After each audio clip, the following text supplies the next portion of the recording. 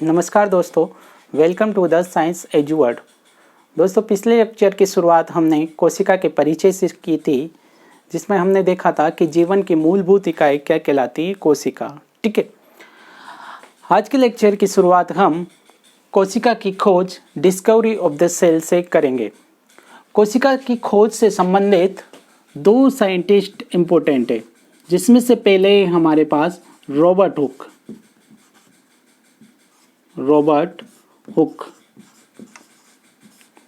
दोस्तों, Robert Hooke एक English scientist, अंग्रेज वैज्ञानिक है, जिन्होंने सबसे पहले सन 1665 में कोशिका को देखा। सबसे पहले सन 1665 में कोशिका को किसके द्वारा देखा गया? रॉबर्ट हुक द्वारा। इसीलिए कोशिका की खोज का श्रेय भी हम किसको देते हैं? रॉबर्ट हुक को। ठीक है, अब किस प्रकार से रॉबर्ट हुक ने कोशिका की खोज की, इसको एक स्टोरी के माध्यम से हम समझेंगे। ठीक है, सबसे पहले हम रॉबर्ट हुक की बात करें तो रॉबर्ट हुक ने कॉर्क का एक टुकड़ा लिया। कॉर्क का टुकड़ा,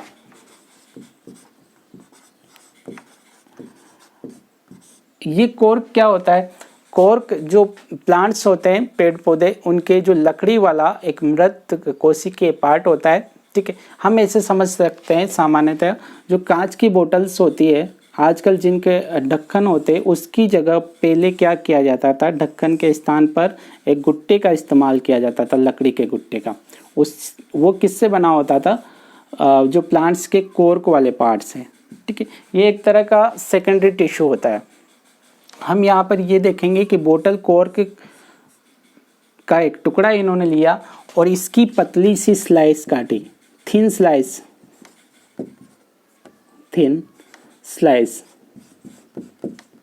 छोटी छोटी सी पतली सी परत काटी इन्होंने। और इन थिन स्लाइस को काटने के बाद इन्होंने खुद के बने माइक्रोस्कोप में इनको स्टडी किया। ठीक है, इन कॉर्क के टुकड़े की पतली परतों को इन्होंने क्या किया? सेल्फ मेड माइक्रोस्कोप, जो इनका खुद का बनाया हुआ था, क्योंकि उस समय क्या था, किसी जो रियल माइक्रोस्कोप है उसकी डिस्कवरी नहीं हुई थी। सेल्फ मेड माइक्रोस्कोप में इन्होंने क्या किया? इस थिन स्लाइस ऑफ कॉर्क की स्टडी की और इन्होंने देखा कि जब स्टडी की तो इन्होंने देखा कि इनको मधुमक्खी के छत्ते के समान संरचनाएं दिखाई दी। इस तरह से कुछ इस तरह की संरचनाएं इनको दिखाई दी उसके अंदर, जैसे मधुमक्खी के छत्ते में छोटे छोटे कोष्ठ होते हैं जिनमें कौन रहती है? मधुमक्खियाँ। ठीक है, उसकी तरह की संरचनाएं इनको कॉर्क के टुकड़े में दिखाई दी, क्योंकि ये जो सेल्फ मेड माइक्रोस्कोप है, इसके नीचे अध्ययन किया, इसकी स्टडी की, तो ये थोड़ा बड़ा हो गया आकार में, और बड़ा हो गया तो ये इनको किसकी तरह दिखाई दिया? Honey comb like structure, honeycomb like structure.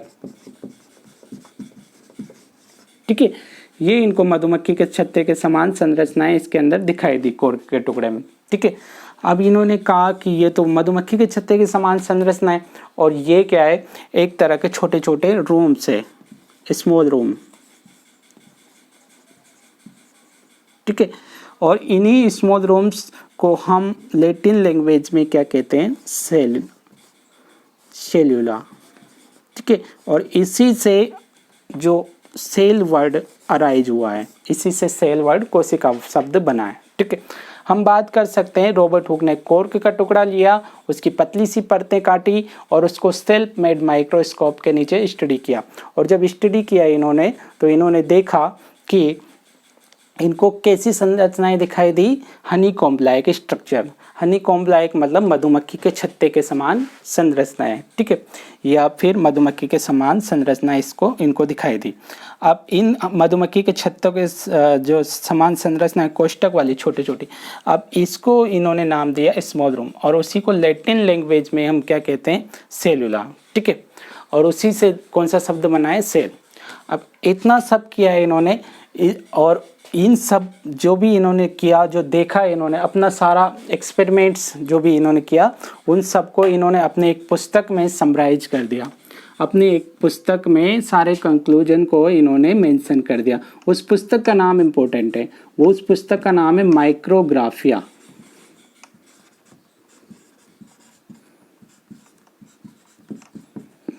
Robert Hooke ने कोशिका की खोज से संबंधित अपने सारे निष्कर्षों को कौन सी पुस्तक में लिखा है? माइक्रोग्राफिया में। ठीक है, कि इन्होंने कोर का टुकड़ा लिया था, उसकी थिन स्लाइस काटी थी और उसको सेल्फ मेड माइक्रोस्कोप में इन्होंने स्टडी किया था और इनको हनीकॉम्ब लाइक स्ट्रक्चर दिखाई दी थी। ये सारे कंक्लूजन इन्होंने किस में लिखे? माइक्रोग्राफिया नामक बुक में। ठीक है, अब देखो ये जो कोर का टुकड़ा होता है ये वास्तव में कौन सी कोशिका होता है? मृत कोशिका। इसके अंदर जो कोशिकाएं होती है वो कैसी होती है? मृत कोशिकाएं होती। अतः रॉबर्ट हुक को मृत कोशिका की खोज का श्रेय दिया जाता है। मृत कोशिका की खोज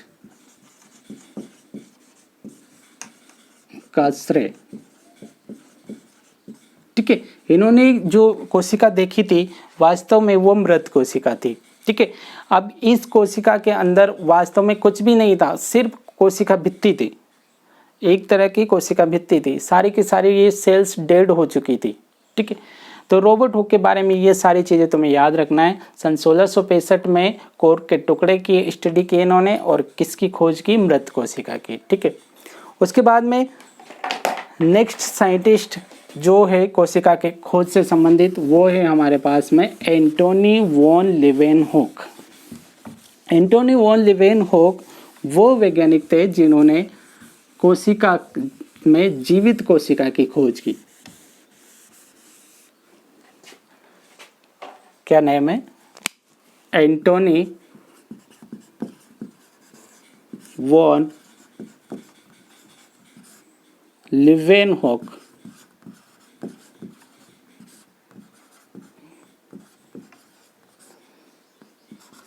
A.V. लीवेनहॉक।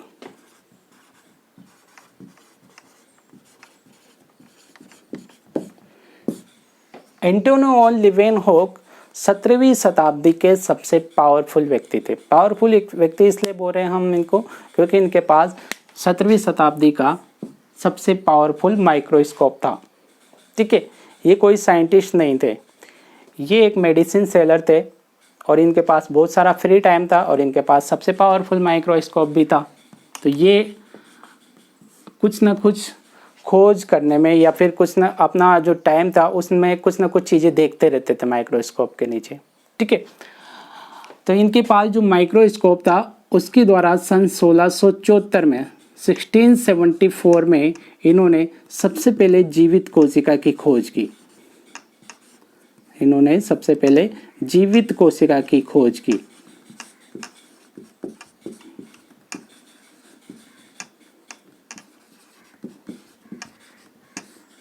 किसके द्वारा की गई? एंटोनी वॉन लीवेनहॉक द्वारा। कब की गई? 1674 में। किस प्रकार से की गई उसको समझने के लिए हम इस प्रकार से देख सकते हैं कि इनके पास जो सब पावरफुल माइक्रोस्कोप था इसके नीचे इन्होंने बारिश के पानी को, जब बारिश का पानी होता है वो नीचे गिरता है तो मिट्टी से उसको कलेक्ट किया। ठीक है, rain water from soil.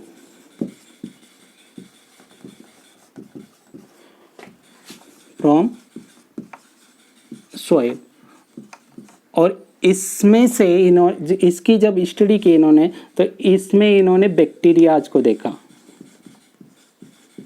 Bacteria को या जीवाणुओं को इन्होंने देखा। और जीवाणु क्या होते हैं? एक कोशिका होते हैं।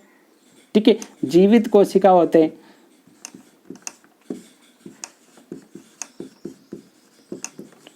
इसीलिए जीवित कोशिका की खोज का श्रेय किसको दिया जाता है? एंटोनी वॉन लीवेनहॉक को।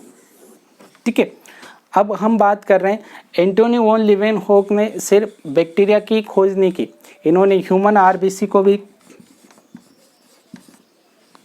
खोजा, इन्होंने ह्यूमन स्पर्म को भी खोजा,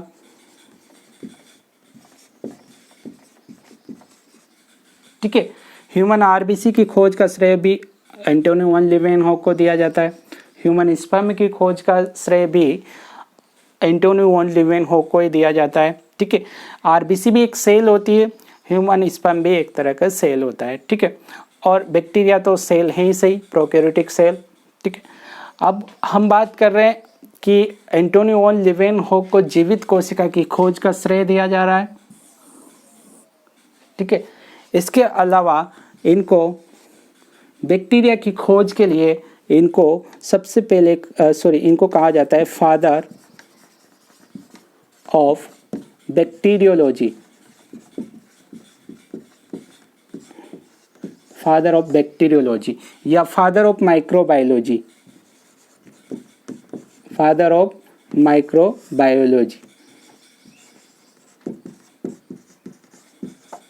ठीक है।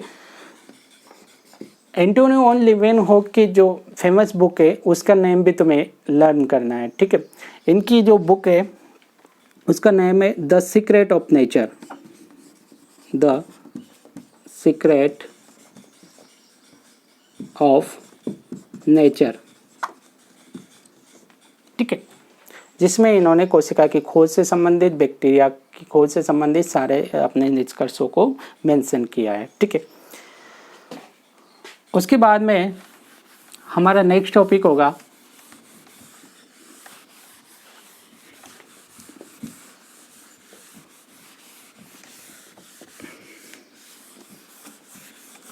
कोशिका का आकार, सेल साइज।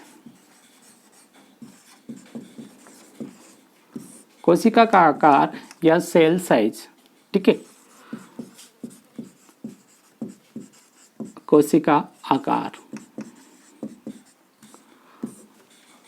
जनरली कोशिका नेक्ड आइज से नहीं देखी जा सकती, ये बहुत छोटी होती है। अगर हम आकार की बात करें इसकी तो 10⁻⁻6 मीटर की कोटि का इसका आकार होता है। 10⁻⁻6 मीटर को हम बोलते हैं माइक्रोन, ठीक है।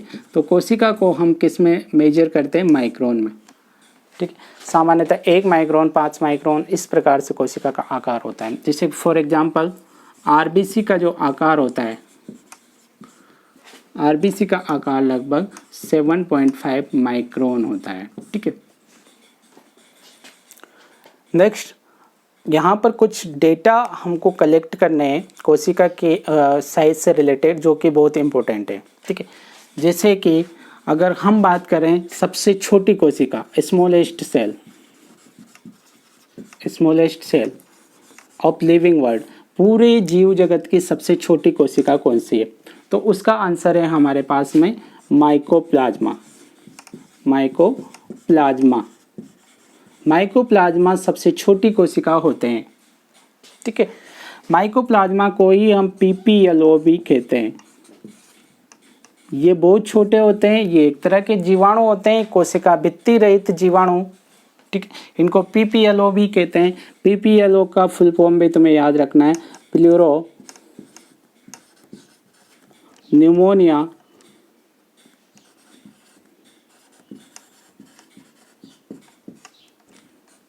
Like organism, pleuropneumonia like organism. Mycoplasma को हम पादप जगत का जोकर भी कहते हैं, पादप जगत का जोकर, क्योंकि इनके चारों ओर कोशिका भित्ति नहीं होती है और ये अपना आकार क्या करते हैं? बदलते रहते हैं, अपना आकार बदलते रहते हैं, ठीक है। अपना आकार बदलते रहते हैं ये, इसीलिए इनको पादप जगत का क्या कहते हैं? जोकर, ठीक है। नेक्स्ट हम बात करें यहाँ पर लार्जेस्ट सेल की, ठीक है। तो वो होती है हमारे पास में शुतुरमुर्ग का अंडा, शुतुरमुर्ग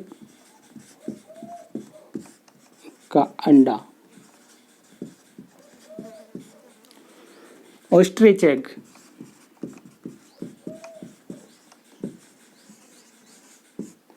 ये शुतुरमुर्ग का अंडा सबसे बड़ी कोशिका होता है। ठीक है, पूरे लिविंग वर्ल्ड में बात कर रहे हैं हम। ठीक है, पूरे लिविंग वर्ल्ड में, पूरे जीव जगत में सबसे बड़ी कोशिका कौन सी होगी? शुतुरमुर्ग का अंडा। अगर हम इसके आकार के बारे में बात करें तो 11 इंटू 17 सेंटीमीटर इसका आकार होता है लगभग। ठीक है, और माइक्रोप्लाज्मा के आकार की बात करें तो 0.1 माइक्रोन इसका आकार होता है। ठीक है, अब उसके बाद हम बात कर रहे हैं ह्यूमन बॉडी में सबसे, जो ह्यूमन बॉडी है, ह्यूमन के अंदर सबसे बड़ी कोशिका कौन सी होती है? ठीक है, सबसे छोटी कोशिका कौन सी होती है और सबसे लंबी कोशिका कौन सी होती है? 3 डेटा यहाँ पर तुम्हें याद रखना है। सबसे बड़ी लार्जेस्ट सेल ह्यूमन की बात कर रहे हैं, सबसे बड़ी कोशिका ह्यूमन के अंदर होती है ओम या फिर अंडाणु। ओम ये महिलाओं के अंदर होता है, ये मनुष्य के सबसे बड़ी कोशिका होता है। ठीक है, उसके बाद स्मॉलेस्ट सेल सबसे छोटी कोशिका, तो मनुष्य की सबसे छोटी कोशिका होती है शुक्राणु। ठीक है, स्पर्म सबसे छोटी कोशिका क्या होती है? शुक्राणु या स्पर्म। हम बात करें अंडाणु की, ये महिलाओं में होता है और ये शुक्राणु पुरुषों में होता है। ठीक है,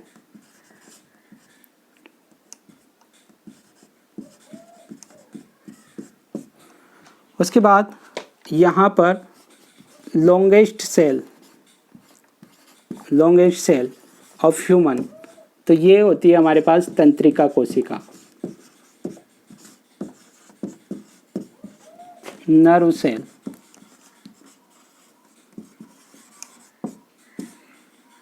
ठीक है, अगर महिलाओं में ही सबसे छोटी कोशिका की बात करें हम, टोटली पूरे ह्यूमन बीइंग्स में तो सबसे छोटी कोशिका शुक्राणु को माना जाता है। केवल महिलाओं में आपसे पूछे सबसे छोटी कोशिका कौन सी होती है, तो उसका आंसर होगा फिर आरबीसी, क्योंकि महिलाओं में शुक्राणु अनुपस्थित होते हैं।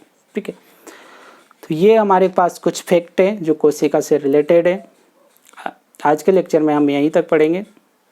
अगर आपको वीडियो अच्छा लगा हो तो प्लीज़ चैनल को सब्सक्राइब कीजिए और वीडियो को लाइक और शेयर कीजिए।